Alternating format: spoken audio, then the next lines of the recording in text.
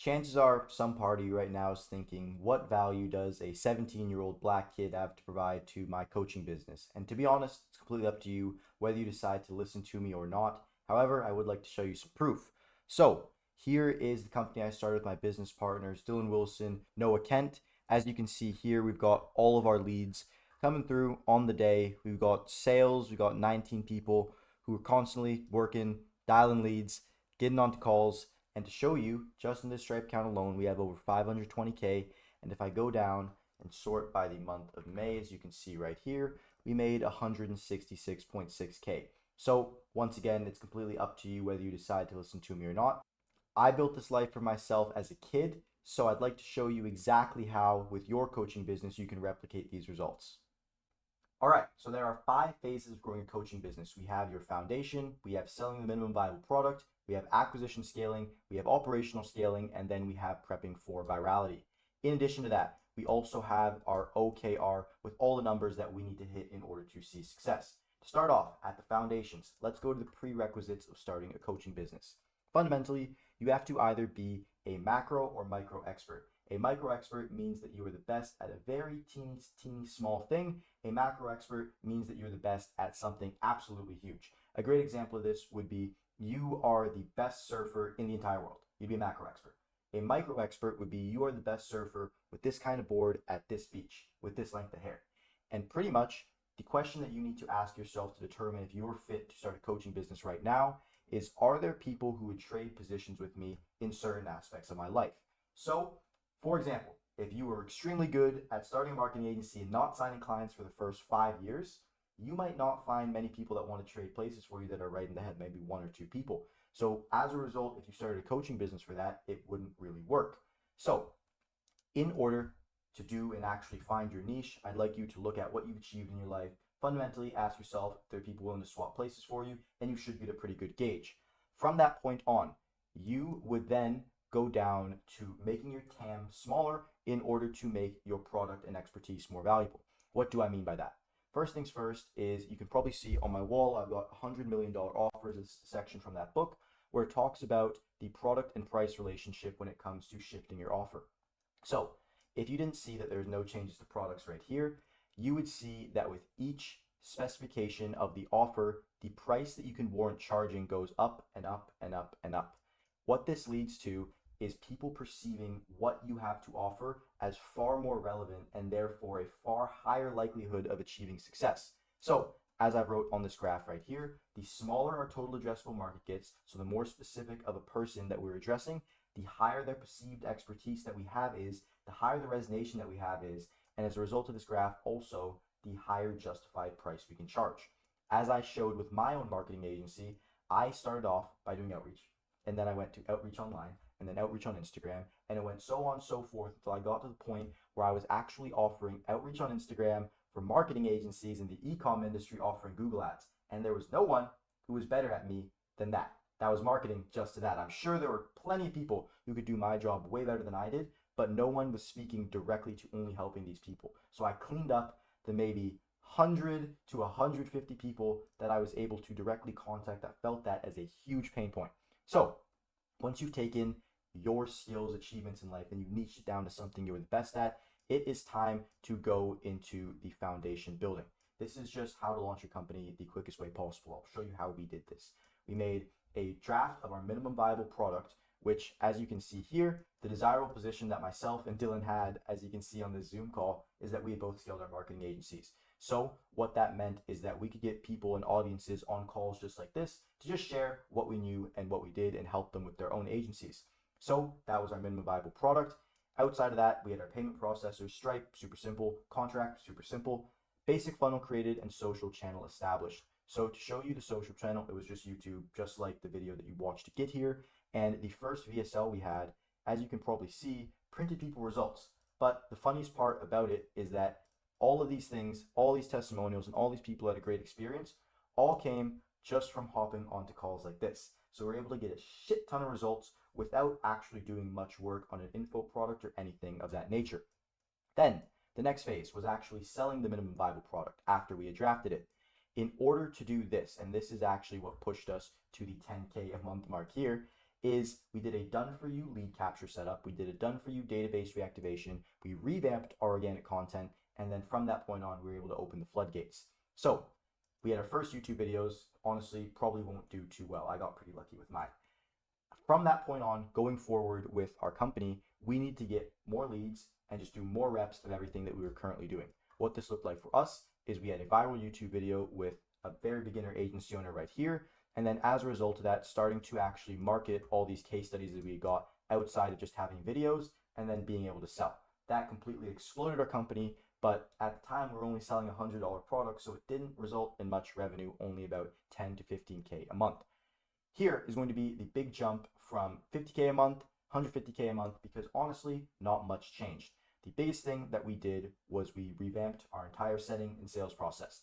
As you can see here, got a Christmas gift of first 100K a month. This was one of the sales team meetings. You can see Dylan in a Christmas sweater along with all the G's that helped us make it possible.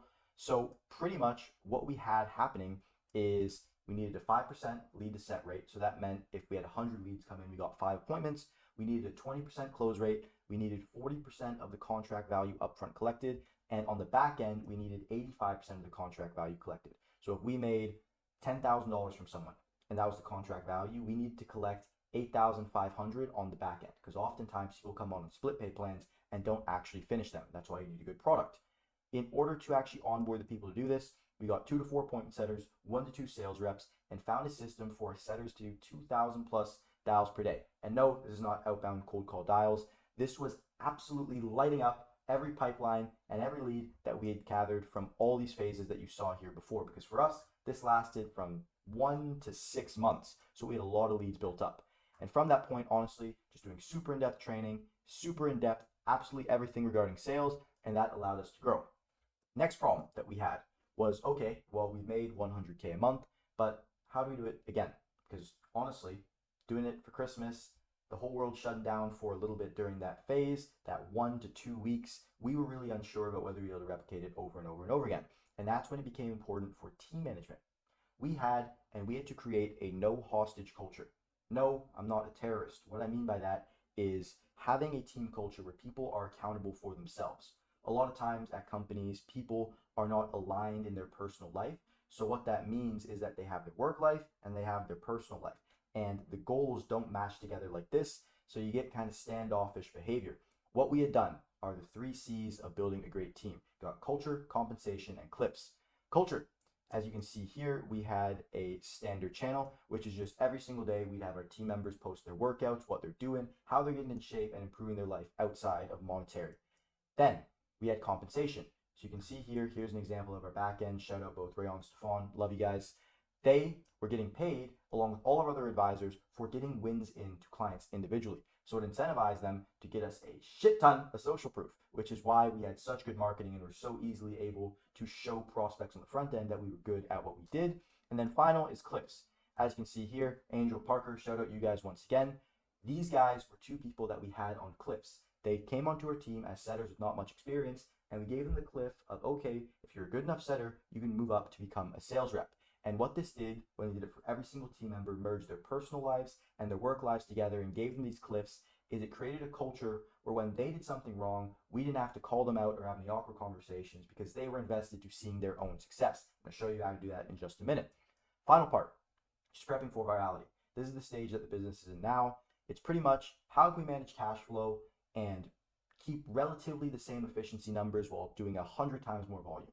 This is where people like Iman, Grant Cardone, Tai Lopez operate. This is their space. We're only trying to enter it now. As you can see, an example of this with a one-to-many sales process, one-to-many product delivery, and good cash flow management. The one-to-many sales process could be the many events that you see Iman host. Those are examples where he can't hop on one-on-one calls with every single person that's going to watch, and nor could he hire someone to do it. So instead, he's going to make a VSL to talk to all of them at the exact same time, and it's been working extremely well for him thus far. So before I dive into exactly how I plan on actually working with only 5 coaches one-on-one, I would like to head down to some of the numbers on how you can achieve this. First things first, this is like the Fibonacci spiral of having success in your coaching business. I am a product person. However, product is such an in-depth concept, I will have completely separate trainings on it. So to show you the most important part first, it is completely product. Your product has to be so good that at an absolute minimum, you can have a $5,000 lifetime value from it. From that point, if your product is good, it is going to fuel the engine that allows you to have good lead generation, appointment setting, sales, and create a flywheel, so on and so forth. However, let's start with lead generation. So first things first, in order to make 100K a month in new revenue with your coaching business, you're going to need 1,786 leads. In order to do that, you're going to need a 9% opt-in rate on 19,844 website visitors. Honestly, I would have this fluctuate between 9 to 20% based on how good your landing page creation is. Transparently, the landing pages that we run have a conversion of about 20%. So for us, this number looks more like 10,000, which is a lot easier to achieve. And then the 1 to 2 social channels. So I know this is YouTube organic. We actually did not run any ads up until about 1 month ago, getting to the prepping for virality phase. So transparently, all we ran was YouTube and email. In order to do that, we did 3 weekly YouTube videos on my channel, on Dylan's channel. We had 120 minutes of daily dedication where we would focus on just YouTube, and then 30 minutes of just looking at competitors, seeing what they're doing in their market, and optimizing and improving that over the span of about 1 year and about 8 months now. So in addition to that, we also have emails go out. No, these are not ridiculous new cold emails like absolutely blasted campaign. This is just in addition to what I was showing you over here of all the social proof and all the emails we collected working at a heavy discount with a crap ton of clients and getting them amazing results. We were able to get emails which we just resold to and consistently have an email list going that we convert on any offer at any given time.